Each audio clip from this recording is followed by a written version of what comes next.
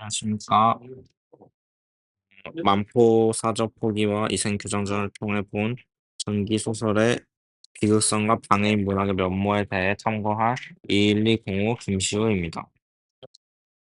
어, 바로 탐구 사례부터 소개드리자면 탐구 계획, 조사 동기 및 목적, 탐구 과정 이렇게 세 개로 나누어져 있고 탐구 결과 및 소감으로 마무리하도록 하겠습니다. 탐구 계획부터 말하자면 조사 동기 및 목적을 말하자면 우선 전기 문인이며 학자였던 김시습이 이제 격변하는 시대 상황 속에서 최초의 한문 소설집인 고모신화를 집필한 인물입니다. 일단 세조가 단종의 왕위를 빼앗고 단종이 폐위되는 이제 개유정난을 겪으면서 이제 생육신이 되었는데 이제 더 이상 관직에 나아가지 않고 이제 속세를 벗어난 방해인의 삶을 살게 되었습니다. 이러한 상황 속에서 금오신화를 작성했고, 이제 금오신화는 5편의 이야기로 구성되어 있으며, 이 5편의 이야기는 전기적 성격을 띠고, 단순히 전기적 서사에 머무르는 것이 아니라 비현실적인 배경으로 인간의 실제 현실을 직시하려 하는 모습이 보입니다. 그 중에서도 이번에 살펴볼 만보사적 포기와 이생규장전은 살아있는 사랑과 죽은 귀신의 사랑이라는 모티프를 공유하는 작품으로 이러한 특징을 더 잘 드러낸다고 볼 수 있는데요. 이 두 작품과 김시습의 작가적 면모가 궁금해져서 이번 탐구를 진행하게 되었고, 이번 탐구는 방해인 문학의 특징과 전기적 서사의 특성을 분석해 김시습 문학의 특징을 살펴보고자 합니다. 만보사적 포기 분석, 이생규장전 분석, 그리고 이 두 작품의 비교와 방위 문학의 면모 분석의 과정으로 탐구를 진행하고자 합니다. 먼저 만복사적 포기부터 분석해보자면, 이제 남원에 사는 양생의 기이한 사랑 이야기를 그린 작품으로, 대충 줄거리를 소개드리자면 부모를 일찍 여의고 가난하고 외롭게 지냈던 양생이 하늘의 소리를 듣고 부처님과 접호내기를 하여 이제 아리따운 여인을 얻게 되고, 하지만 그 여인이 알고 보니 귀신이었다 하면서 하는 이야기입니다. 이 작품에서 원호원의 사랑과 저항은 그녀가 결국 명부로 떠나야 하는 운명, 즉 이별과 좌절을 각오하고 싸운 것으로 묘사되는데요. 이 때문에 더 깊은 연민을 자아내며 비극적 성경을 띠게 됩니다. 서사의 초점 인물인 양생은 이제 신비롭게 나타난 인물 하씨와 사랑에 빠지게 되고, 어, 그녀와 얘기, 그녀와 뭐, 그녀의 집에 가는 길, 혹은 그녀와 그녀의 친척 이웃들 간에 이제 축하 파티를 하면서, 그녀가 원호님을 점차 알게 되고, 끝내 이별을 하면서 그녀의 한과 사랑을 이해하게 됩니다. 근데 하씨는 이제 전랑 속에서 죽음을 맞이한 비극적인 여성으로 수려한 인품과 재능을 갖췄으며 예의와 규범을 아는 꽤나 높은 양반집의 자손인데요. 어, 이러한 동시에 진실한 사랑과 행복한 결혼을 꿈꿨던 인물입니다. 양생은 이 사실을 깨닫고 비극적 이별 후 하씨의 부모와 함께 애도해서 장례를 치르고 그녀의 삶과 사랑을 기리는 제문을 지어 애도합니다. 이는 전통적인 비극적 서사의 모습으로 억울하게 죽은 사람의 삶과 추구했던 가치를 기억하고 그들의 고통과 죽음을 애도하는 모습을 담고 있습니다. 이런 전통적 비극 서사와 같이 만폭 사주 포기 역시 원혼을 애도하고 이제 제문을 통해 이러한 특징을 보여주게 되고, 결말에서 하씨는 양생이 올린 제사 덕분에 남자로 환생하게 되고 비극적 삶과 좌절된 사랑에서 해방되게 됩니다. 하씨의 환생을 통한 죽음으로부터의 구원은 작품의 비극성을 어느 정도 완화합니다. 이러한 결말은 행복한 결말을 추구하는 전기소설의 전통적 미학을 잘 드러낸다고 볼 수 있는데요. 하지만 남자와 인연을 맺으려던 그녀가 남자로 환생하는 모습을 유, 남자로 환생하고 양생에게 윤회의 굴레를 벗어나자라고 권하는 대목은 죽음으로부터의 구원에서 느껴지는 위안과 동시에 강하씨는 이생과의 연인의 연을 맺을 수 없게 되었다라는 점에서 비애와 허물을 느끼게 됩니다. 이러한 하씨의 운명처럼 남쥐고 양생 또한 비극적인 운명을 가지고 있는데요. 앞서 말했듯 조실부모하고 가난하게 살고 있는 청년으로 홀로 외로이 살며 일종의 인간성, 그러니까 사회와 얘기하고 그런 사회성을 이제 억압당하는 인물이라고 볼 수 있고, 또한 허공의 소리를 듣고 부처에게 짝을 보내달라라는 내기를 하여 이기지만 부처가 맺어준 짝은 원기 하씨로 이게 소원을 들어줬다라고 볼 수 있지만 양생의 운명으로는 결국 헤어져야 하기 때문에 이러한 운명 이런 점이 비극성을 심화하고 이제 이러한 정체를 알고도 사랑하는 모습을 보이게 되는데 이러한 모습이 결국 스스로 비극적 운명에 빠져들게 하는 모습이다라고 볼 수 있고 또한 그가 마지막에 그녀를 위해서 제사를 올려주는 장면에서 그녀의 유언대로 불교에 귀의하거나 정업을 따는 것이 아니라 산속으로 들어가 약초를 캐며 이제 세속을 등지게 되는데 이는 밤생을 기약하는 초월적 태도라기보다는 세속 현실과 세계의 절망에 대한 환멸, 그리고 사랑을 빼앗은 세계에 대한 저항으로도 해석할 수 있습니다. 어, 왜냐하면 이 작가가 이 책이 방해인 문학이기 때문인데요. 또한 작가는 이제 세속 세계를 등지고 절을 떠난 양생을 선택을 통해 이제 초월에 기대지 않고 현실의 비정함과 좌절을 스스로 감내하는 이제 저항과 비극적 자세를 보여준다라고 볼 수 있습니다. 이렇게 더 이상 결혼하지 않고 종적을 갖춘 그 결말은 절망과 저항의식이 응축되어 있다고 볼 수 있고 불행하게 희생된 원혼에 대한 양생의 애도, 한스러운 사랑, 그 겪게 되는 고도의 운명, 현실 세계에 대한 은거를 통한 저항은 작가 김시습 본인에 대한 비극적인 삶, 경험, 그리고 저항 정신을 연상시킵니다. 즉, 유약한 단종을 억울하게 희생시켜 왕이 된 세조의 계유정난 사건이죠. 이것과 이로 인한 작가의 정계로부터의 소외, 정치적 이상의 좌절, 그리고 정치와 사회를 등진 채 승려가 되어 떠돌아다녔던 그의 고독한 방황과 고뇌. 하지만 끝까지 이상을 포기하지 않고 현실과 타협을 거부해서 이러한 저항 의식이 담긴 책을 쓴 이러한 저항도 이제 이러한 작품에 투영되어 있음을 확인할 수 있습니다. 즉, 이 글은 원훈하 씨가 단종을 암시하는 인물이고 양생은 작가 본인의 분신이라고 해석할 수 있고 이러한 단순한 해석뿐만 아니라 거기에 남녀 간의 사랑을 주제로 하여 작가의 비극적인 경험을 그 속에 녹아들여 억압과 폭력으로 소외되고 희생되는 이제 작가 외에 다른 인물들에 대한 그 연민과 좌절된 염원을 포기하지 않고 내면한 한의 정서 그리고 그럼에도 불구하고 포기하지 않았음에도 불구하고 이제 좌절된 이상을 현실 세계에 실현할 수 없다는 절망감 그리고 이러한 부당한 현실을 거부한 작가의 가치관, 정서가 작품 속에 투영되고 있다라고 해석할 수 있습니다. 이생규장전을 분석해 보도록 하겠습니다. 이생규장전은 이제 금호 신화에 실린 5편의 전기 소설 중 하나로 이제 홍건적의 난을 기준으로 전반부는 이생과 사람의 만남과 이별 그리고 혼인으로 나타나는 두 번째 만남으로 살아있는 남녀의 사랑이 담는 현실 세계의 이야기인데요. 이제 반면에 후반부는 최랑의 죽음과 이생과 최랑의 환신의 재회 과정을 담은 비현실적인, 전기적인 이야기입니다.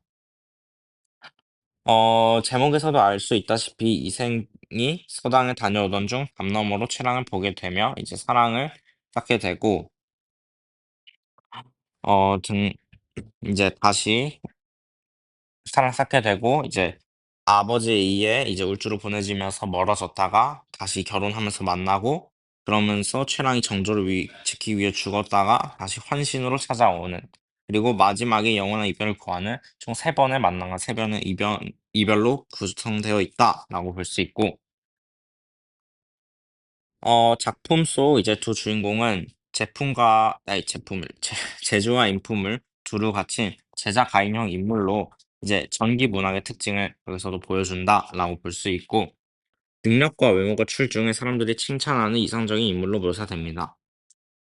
어, 남주인공 이생이 이제 처소의 담장을 넘어가는 장면은 이제 현실 장애나 이제 심리적 구애가 없이 낭만적으로 그려지면서, 이제, 이런, 낭만적으로 그려지고, 주인공들은 이제 자신의 감정과 이제 윤리적 이상에 충실해, 이제 중세 봉건 사회의 도덕과 관습을 과감히 거슬러 자유연애라는 모험을 감행합니다. 이러한 것은 이제 낭만적인 분위기를 선사하고, 이처럼 작품은 낭만적 사랑을 미화하고 서술 역시 주로 독자의 심리적 정서를 자극하는 데 집중이 되어 있습니다. 초반부는 집중이 되어 있습니다.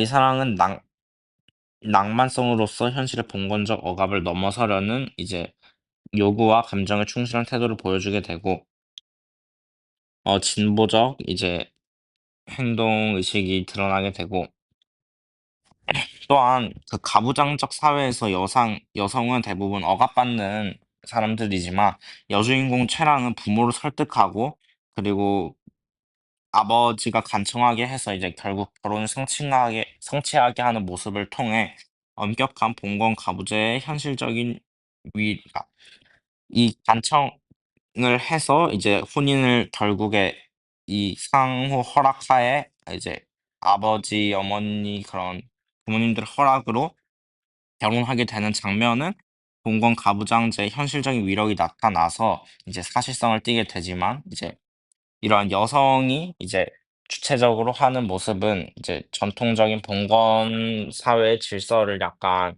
저항하려는 태도로 볼 수 있고 이러한 분투는 이제 단지 사랑을 위한 행동을 넘어선 이제 진보적인 도전으로 볼 수 있습니다.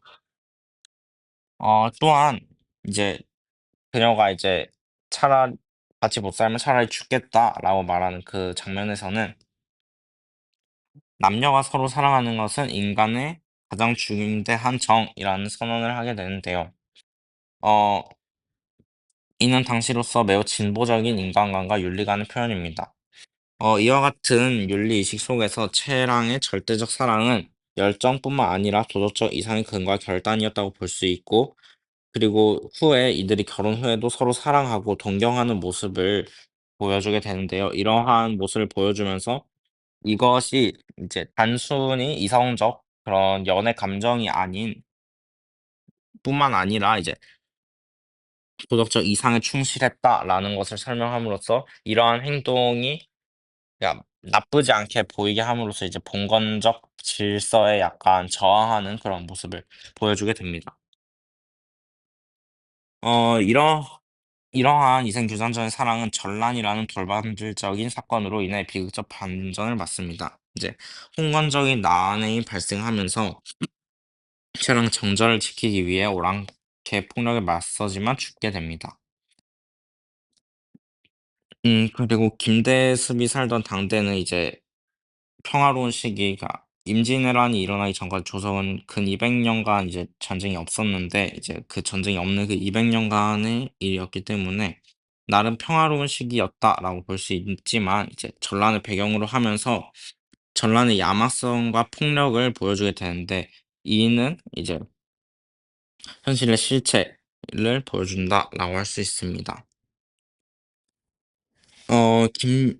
또한 이제 갑작스러운 죽음과 비극적 서사를 통해 인간의 염원과 도덕적 이상이 얼마나 쉽게 좌절되는지 선명하게 각인시키려는 의도가 보여지고요. 최랑의 죽음 이후에는 이제 환상적 요소, 즉 전기적 소설로서의 이제 그게 시작이 되는데 이 환상적 재회는 이제 독자에게도 위로와 감동을 주게 되고 비극 속에 한 줄기 해원, 그러니까 원을 해소하는 그러한 정신이 스며들어 있음을 보여줍니다. 어, 그러나 이 환의 재해도 결국 한계에 이르게 되는데, 이제 생사의 경계를 넘어서려는 사랑의 노력에도 이제 이러한 생사를 넘는 그런 사랑은 이제 궁극적으로는 불가능하다라는 존재론적 비극을 드러내게 됩니다. 이렇듯 그리고 또한 이제 최랑이 죽고 난 뒤에 이생의 죽음은 사랑하는 이가 없는 삶을 무의미하다는 듯한 죽음을 보여주게 되는데요. 이러한 죽음은 작품 비극성을 더욱 드러냅니다. 또한 마지막에도 설화적 마무리를 통해서 이제 이러한 비극성을 더 강화하기도 합니다. 이렇듯 이생교장전은 작품 초반에는 낭만성을, 후반에는 비극성을 함께 품고 있습니다. 이제 두 작품의 비교와 방해 문학으로서의 면모를 이제 앞에서도 짧게 소개시켜 드렸지만 조금 더 자세하게 소개시켜 드리도록 하겠습니다. 두 작품의 공통점은 사랑을 매개로 한 생애 초월 서사를 담고 있다는 점입니다.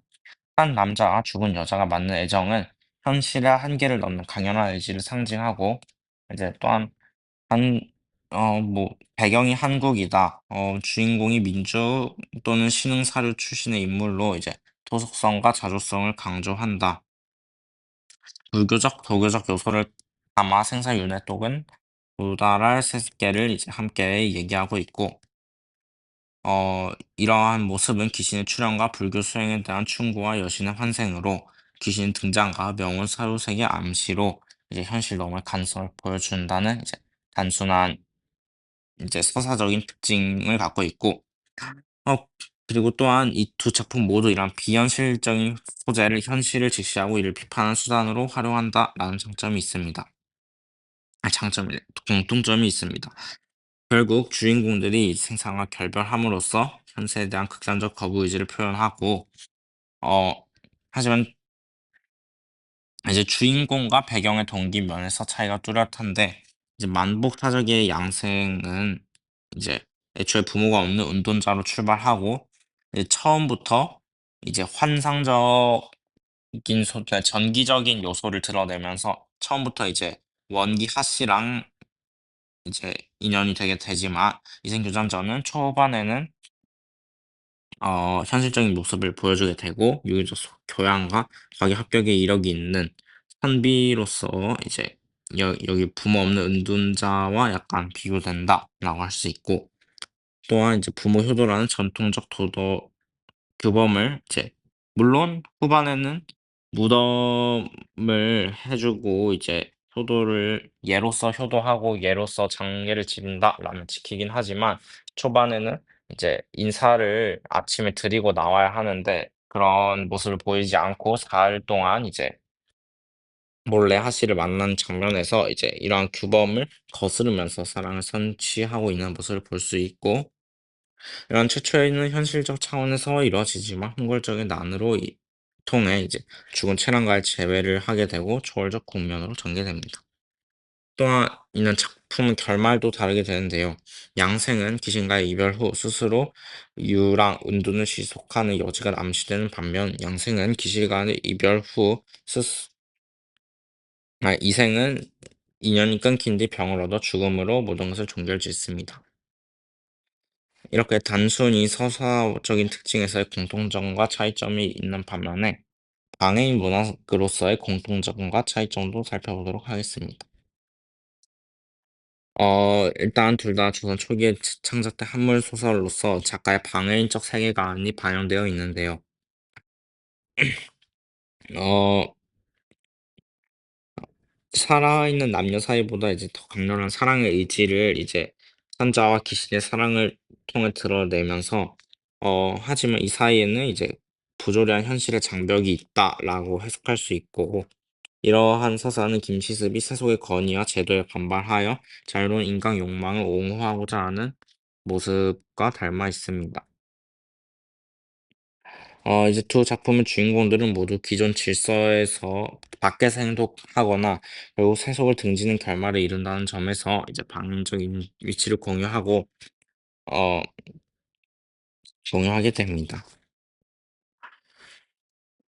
어, 그리고 이제 결말에서 이제 만복사 적포기의 양생은 속세를 떠나 지리산에 능가하며 삶을 마감하는 반면, 이제 이생두장전에서는 이제 죽음 그의 사랑이 결국 전랑과 죽음으로 좌절되면서 이제 병사하게 됩니다. 이제 공통적으로 주인공이 이제 그냥 이 이승 세계의 속세에서 이제 벗어난다라는 공통점은 있지만, 한 작품은 주인공이 자발적으로 탈속을 선택하고 한 작품에서는 주인공이 비극 속에서 세상을 떠나게 됨으로써 방해 이야기를 결말을 맞는 반면 이제 어떻게 방해를 막게 되냐는 이제 다르게 볼 수 있고 문학적인 태도 면에서도 이제 유사하면서도 이제 차이점이 동시에 존재하게 되는데요. 두 이야기는 모두 귀신이라는 환상적 요소를 활용하면서 네, 이런 미신적 세계가 뭐 있다 뭐 이런 걸 주장한다기보다 이제 죽어서도 한을 해소하고자 하는 이제 인간의 의지와 이제 그것을 억압한 세계의 갈등을 극대화하기 위한 장치로 쓰였다라고 보면 좋을 것 같고 어 이렇게 전기에서 소외되고 현실에 대한 자신의 소견을 밝히기 위해 방해인 문학을 작성한 작가 김시습의 행동과 이러한 모습이 이제 대치되면서 이제 약간 겹쳐 보인다고 볼 수 있습니다. 이생규장전에서는 이제 본인이 이제 학벌 차이와 아니 그러니까 가난하고 이제 물론 그러니까 정확한 둘 사이의 신분은 이제 따로 차이가 있다라고 보기 어렵지만 이 돈이나 그런 면모의 신분을 얘기를 하고 이제 이러한 신분 차이와 부모의 반대로 순탄치가 않은데 이는 봉건적 물벌의 장벽을 고발하는 내용으로 이제 당시의 시대적 모습을 보여준다라고 할 수 있습니다. 이제 하지만 이제 만복사주폭인 이러한 신분 갈등에 있는 모습이 별로 보이지 않게 되고 또한 이제 두 작품 모두 흥건적인 난이나 외국의 침입 등 역사적 혼란을 서사에 도입해서 현실 세계의 폭력성과 무상함을 강조합니다. 나아가 이제 죽음을 초월하는 애정 서사를 통해 이제 이러한 억압적인 면모를 저항하는 인간 본연의 욕망을 옹호하고 있다라고 볼 수 있습니다.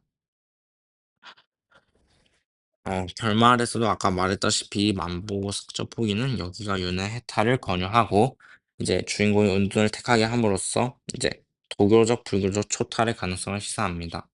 이는 이제 잘못된 세계 질서를 끝내 받아들이지 않는 지식인의 비장한 결단으로도 해석할 수 있습니다. 하지만 이생규장전은 주인공의 죽음으로 현실에서의 패배를 그리는 듯 하지만 그 역시 사랑 없는 부조리한 삶을 거부한 결과라고 볼 수 있습니다. 만약 그러한 삶을 받아들였다면 병을 앓지 않고 이제 계속 살아갔겠죠. 이처럼 한 작품은 초월을 통한 구원의 여지를 남기고 다른 작품은 비극적 현실을 여과 없이 보여주게 됩니다. 그럼에도 이제 두 소설 모두 당대 지식인 방인이 느낀 울분과 이상이 현실 서사에 투영되어 있다라는 점에서는 맥이 같다라고 볼 수 있습니다. 마지막으로 결과 및 소감입니다. 만복사적 포기와 이승 규전성을 대상으로 방해인 의식을 중심으로 이제 그리고 다 뭐 비극성 같은 것도 중심으로 하여 이제 살펴보았고 이제 이러한 방해인적 면모는 현실 세계와 불화하는 작가의 자의식을 거울처럼 비치게 됩니다. 또한 이제 만복사적 포기에서는 이제 죽음이 이제 결말의 비극성을 완화하면서도 사랑을 허락하지 않는 굉장한 체념과 저항이 동시에 배어 있다는 점이 인상적이었고 인상 규장저는 이제 낭만성 그리고 비극성을 같이 보여주면서 윤회를 보여주지 않고 존재로서 비극을 보여주게 된다는 점이 인상 깊었습니다. 두 작품의 이제 공통적 특징은 이러한 초월적 서사 기법 속의 현실 비판을 심어 놓았다는 데 있고 주인공이 결국 세상에 속하지 않는 자의 의지로 밀려나면서 이제 김시습 개인의 삶, 즉 승려가 되어 떠돌아다녔던 방해인의 생애와 비슷한 면모를 보여준다라는 점을 이 탐구를 통해 알 수 있었습니다.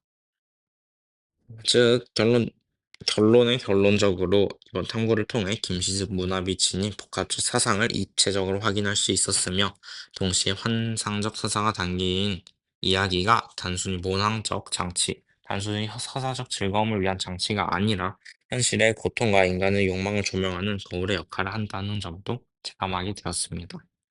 이상 발표를 들어주셔서 감사합니다.